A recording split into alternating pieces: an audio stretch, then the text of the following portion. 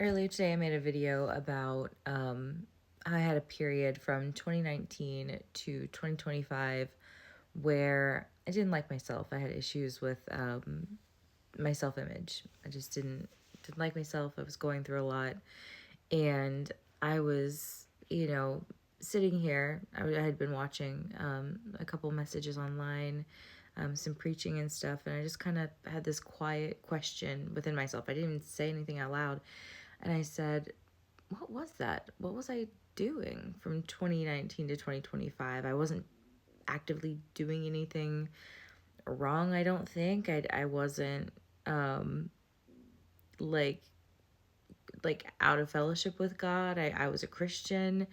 And I just heard as clear as a bell, like as clear as a day, on the inside of me, the still small voice of the Holy Spirit say, "You were in civil disobedience." And I was like, oh, okay. And I know the word, but I looked it up, and it means civil disobedience is the refusal to obey the demands or commands of a government or occupying power without resorting to violence or active measures of opposition. And so, in other words, it's a peaceful protest. Peaceful protest is any activism in which protesters do not engage in violent acts in the pursuit of their aims. So the Lord was saying, I was in civil disobedience. I was being nice about it. I was still in disobedience, but I was being nice about it, and I wasn't like kicking up the ruckus or like actively out disobeying the Lord. I was a Christian. I was just passive, and I was in civil disobedience. So if you find yourself passive about the things of the Lord, it said if you're lukewarm, he will spew you out, right?